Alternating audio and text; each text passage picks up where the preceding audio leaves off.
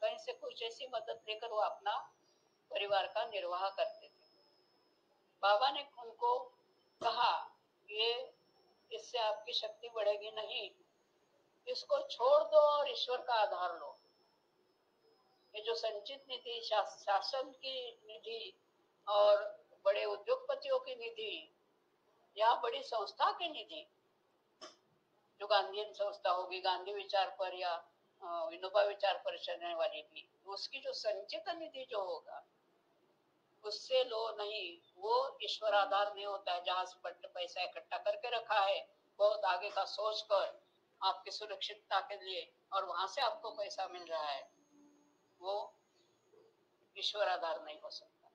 ईश्वर आधार वो होगा कि आज मिले कल नहीं मिले हम नहीं जानते, इसलिए आप वो छोड़ दो और ईश्वर का आधार माने जनता का आधार लो।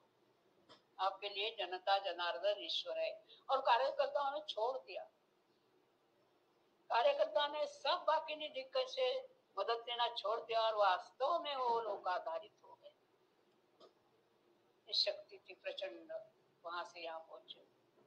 और अब आम जनता को क्या कहेंगे, उनका स्तर तो और नीचे है। उनको ईश्वर आधार की बात कैसे सिखाएंगे? तो उनको कहा कि मोह छोड़ो। कौन सा मोह?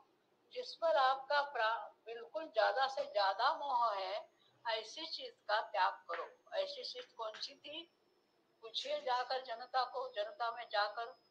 आज मालूम नहीं, क्योंकि आज खेती की हालत ऐसी खराब है, आज लोग क्या कहेंगे मालूम नहीं, लेकिन जमीन के लिए बहुत प्रेम होता है, जमीन हाथ से छूटती नहीं है। तो बाबा ने कहा जमीन का मोह छोड़ो, जमीन दान में दे दो, जमीन की मिल्कियत ग्राम सभा को विसर्जित कर दो। ये सादा सीधा सिद्धांत नहीं है, ईश्वर आधार लेने का आध्यात्मिक सिद्धांत है। उसका स्वरूप आप हमको भले व्यवहार का लगता हो, और इसलिए हम उसको समझ न पाते हो, लेकिन वो ईश्वर आधार है। तो कल्याण का मार्ग सबको बताना था और उनके उनके लायक उपाय सुझाने थे, इसलिए ये पद यात्रा चली। अब केवल एक छोटी सी बात 2-4 वाक्यों में कहकर पूरा करती हूँ। वो सारी घटना इस कुटी के साथ, इस समाधि के साथ जुड़ी हुई है। कितना सर्वसंग परित्यागी निस्संग व्यक्ति का वो महापुरुष था। उसका दर्शन यहाँ हुआ जब वो समाधि में लीन हो रहे थे।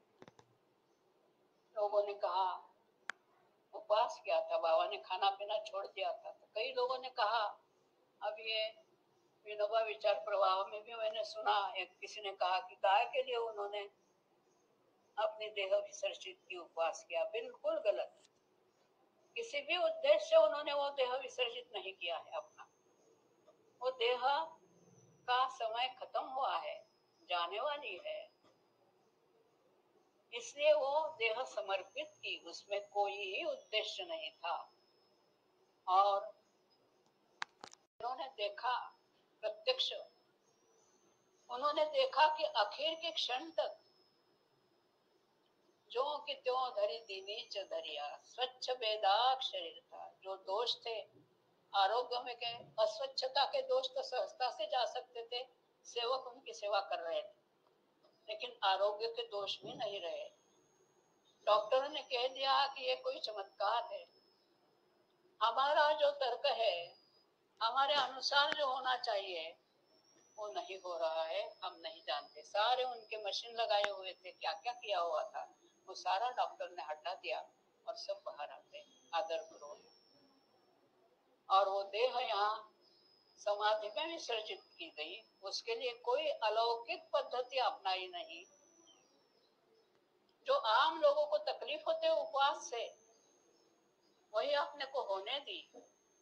उपवास किया, तकलीफ होने दी, सिर दुख रहा था, पेट में तकलीफ थी, कान में तकलीफ थी, अनेक तकलीफ वो होने दी, क्योंकि उनको लौकिक स्तर पर ही देह छोड़ना था। यद्यपि वो अलौकिक था, उन्होंने अपने अलौकिकत्व को भी लोगों के सामने प्रकट होने ही नहीं दिया।